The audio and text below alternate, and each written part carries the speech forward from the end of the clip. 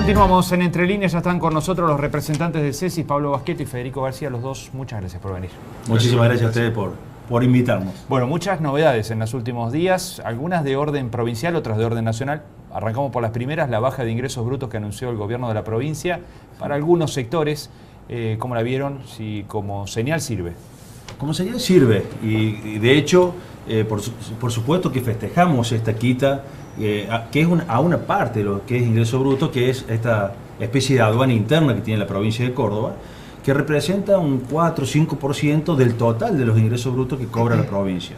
Es decir, de un total de 36.000, 37.000 millones que cobra de ingresos brutos la provincia de Córdoba, bueno, estamos con 1.800.000, que es muy bueno, que estaba destinado a los productos que vienen industrializados de otras provincias, que pueden venir o a nuestras industrias, claro, como insumo, o también al comercio, supermercados, que bueno, un 5,71% es un montón. Por supuesto nos hubiera gustado desde el centro empresario, ya hace, como todos saben, hace algunos meses que venimos con un reclamo en este sentido hacia la provincia en la baja de los ingresos brutos. Que comenzó con un apagón, recordamos. Un apagón, una junta de firmas, que superamos las 1.000 y pico firmas, que bueno, que realmente fue exitoso, podríamos decir, porque realmente la industria, el comercio y servicio de Río Cuarto, podría decir que se sumaron prácticamente todo el mundo, realmente fue muy bueno. Y nos hubiera gustado de alguna manera que en este anuncio que hizo el gobernador, aunque sea, nos hubiera dado alguna lucecita de esperanza bajando un 0,4, un 0,5%, que hubiera sido muy importante para toda la economía de Córdoba. Federico, volver a los niveles previos a la pelea nación-provincia, que fue lo que generó por allí la última suba, hubiera sido una señal importante. Sí, para nosotros cualquier señal, sobre todo en algunos sectores donde un punto o el 0,1 significa mucho, en el caso concreto son los negocios dedicados a la distribución, y sobre todo lo que decís vos, volver atrás de esto, y en definitiva no terminar siendo los empresarios, sobre todo los pymes, los que sufrimos, diremos, el último embate de la pelea y del déficit fiscal o de alguna diferencia de la coparticipación, que la variable de ajuste siempre termina siendo el empresario y en definitiva el consumidor final, porque en la medida que se puede, que no siempre también se puede, se termina trasladando y lo termina sufriendo el consumidor final. Claro.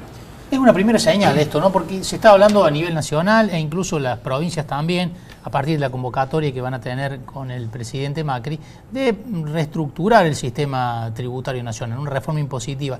¿Qué esperan de toda esa discusión que se viene? Por supuesto que realmente lo consideramos muy importante. Nosotros vemos que hay que hacer muchos cambios. Es decir, estamos preocupados porque lo vemos día a día con los comercios de Río Cuarto, las dificultades que están teniendo en muchos sentidos, lo tributario, que hay que reformarlo, lo laboral, que también es importante, no pensando en que hay que afectar al trabajador, para nada, ni siquiera decimos que los sueldos es un problema, pero sí los costos laborales que realmente de alguna manera hay que...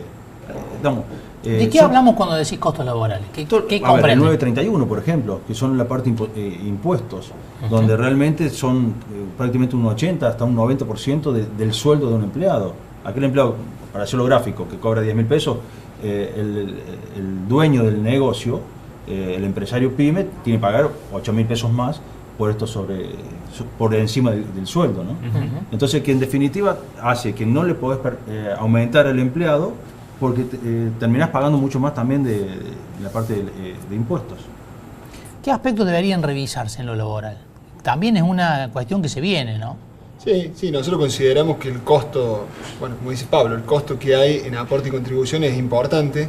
Tampoco vemos que ese costo en aporte y contribución también se vea reflejado en un sistema previsional que ande acorde a los costos que pagamos los empresarios. Esfuerzo, claro. Incluso el planteo que nosotros hacemos es para el trabajador autónomo, que digo, el comerciante o el presidente de una ciudad anónima que es autónomo y que aporta, muchas veces aporta igual o más que un empleado, y los niveles jubilatorios también.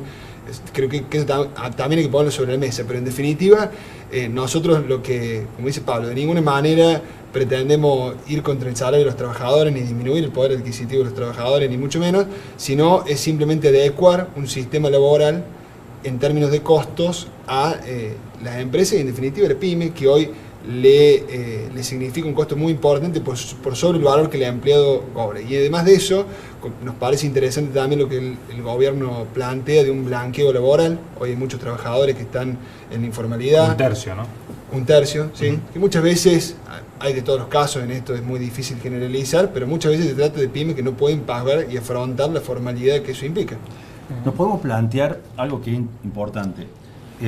Cuando a veces se discute sobre estas reformas que pudieran venir, ¿qué es lo que piensa aquellos que son conservadores, que dicen que hay que mantenerse, que a lo mejor esto ya lo pasamos en alguna época, allá por la década de los 90, y que no quieren cambios? Yo les preguntaría, porque hoy hay una nueva generación de empleados, de empleadores, inclusive en la parte de política. Tenemos que ir generando nuevas reformas que sean superadoras a lo que tenemos.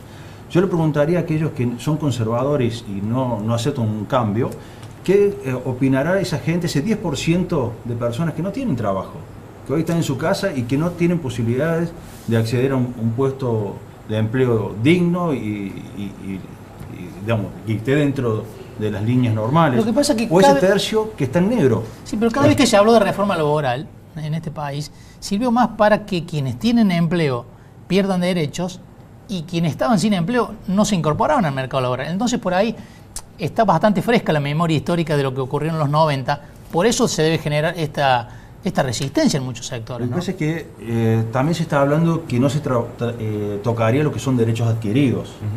Con lo cual, si vos no tocas lo que son derechos adquiridos, pero sí facilitas para la nueva toma de empleo, hoy, vamos a ser sinceros, en el último año se perdieron 33.000 puestos de trabajo en la Argentina, a pesar de que algunos sectores, como la construcción, ha sido y la parte pública, han sido grandes tomadores de empleo en el último año.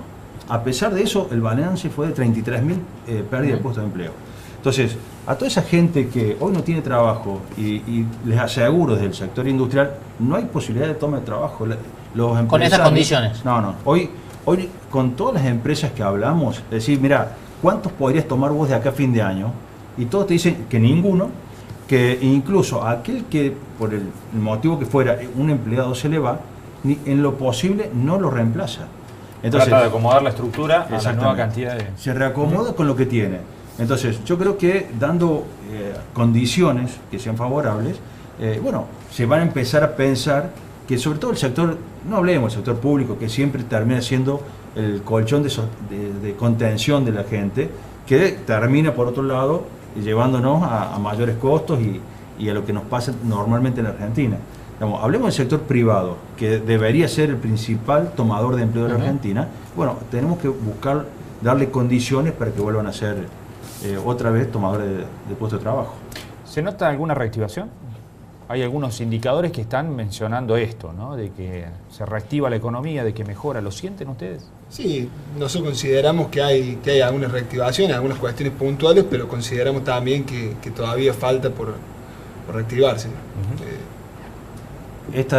Ahora hace poquitos días salió el último informe de la UIT, donde en agosto hubo un crecimiento, sobre todo en el sector industrial, del 3,4% con respecto a agosto del año pasado. Lo que significa que en este 2017 es un 0,5% de crecimiento del sector industrial. Pero también hay que tener en cuenta que en agosto del año pasado había caído el 6,6%, ¿no? Venimos de un piso muy bajo. Veníamos de un piso muy bajo y cualquier cosita es mucho. Y veníamos también de un 2015, con esta reactivación ni siquiera alcanzamos los valores del 2015. Pero por supuesto que es positivo. De hecho, en el sector industrial, que normalmente se mide 12 sectores, hay 9 que han tenido crecimientos, algunos muy buenos, con el tema de todo lo que es la industria de metales y lo que es automotriz, lo que es en alimentos ha crecido, y algunos que han seguido cayendo, ¿no? Pero en general, de 12 sectores, 9 han tenido recuperación. Este panorama, con alguna recuperación, números que empiezan a mostrarse de manera positiva, ¿alienta inversiones o todavía falta mucho? ¿Faltan más señales? ¿Falta otra perspectiva nacional? Recién hablábamos con Fede que hay algunas cosas que nos preocupan. Nos preocupa, por ejemplo, el déficit fiscal, nos preocupa el déficit de la balanza comercial en comercio exterior. Es decir, este año llevamos alrededor de 6.600 millones de dólares de pérdida en la balanza comercial. Bueno, solamente con Brasil se ha incrementado un 24%, se ha incrementado el déficit. Con Brasil solo este año llevamos 5.300 millones de dólares de déficit en la balanza comercial. Entonces hay cosas que nos preocupan. Recién Fede me comentaba y hablábamos, por ejemplo, el tema de lo que es todo lo que es la parte, las LEVAC, las tasas de interés. Eso por supuesto que desalienta al inversor. Es decir, nosotros ¿qué pretendería cualquier empresario? Hoy parece más negocio apostar a la renta financiera que a la productiva, ¿no? Y bueno, lo que pasa es que uno cuando analiza los indicadores que hablamos recién hay que ser muy cuidadoso, ¿no? Porque, digo, uno dice creció la industria. Bueno, ¿sobre qué base? ¿Qué industrias crecieron? Porque claro, decía también, Pablo, ¿qué sectores? Una de las industrias que creció es la construcción. La construcción creció por la obra pública. La obra pública la hizo el gobierno después de haberla frenado. O sea, hay que ser muy cuidadosos con esto. El análisis, bueno, nosotros consideramos, por ejemplo, que el déficit fiscal todavía sigue siendo muy importante y que es en definitiva la verdadera causa de lo que sufrimos tributariamente, porque en definitiva son los ingresos del Estado. Lo de la balanza comercial es preocupante y cuando uno ahonda un poco más en ese déficit fiscal, déficit comercial, se da cuenta que las importaciones hay mucho la exportación y mucho de materia prima, con lo cual estamos dejando de agregarle valor a la producción que Argentina exporta. Hay cuestiones que hay que desglosarlas bien, lo de las tasas de interés, a ver esto de las LEVAC o bueno, toda esta euforia que hay de los instrumentos financieros, en definitiva terminan siendo, el martes si no me equivoco, subieron la tasa de interés medio punto más. ¿Eso en qué se traduce? En un encarecimiento del financiamiento para las pymes. Y cuando nosotros decimos pymes, que ya es inaccesible. Que ya es inaccesible. El gobierno responde ahí muchas veces que hay líneas especiales, que es cierto, de recuperación productiva y demás, que tienen tasas subsidiadas. Pero también pasando lo que también pasa con todo. Esas tasas subsidiadas, los que primero acceden son las empresas solventes, las que tienen. Y el empresario pyme se termina financiando hasta con la tarjeta de crédito personal, pagando tasas exorbitantes. Entonces, son cuestiones, tenemos un dólar atrasado, que cada vez se va atrasando más y que nos hace perder competitividad. O sea, hay muchas variables que hay que analizar y por ahí no guiarse con algunos indicadores puntuales que son buenos, que son positivos, pero no hay que perder de vista el conjunto de todas las variables económicas, ¿no? Federico, Pablo, muchas gracias por haber venido. Muchísimas gracias a ustedes. Nos vamos a una pausa, ya seguimos analizando el resultado de las elecciones y el contexto que se viene tanto en el país como en la provincia.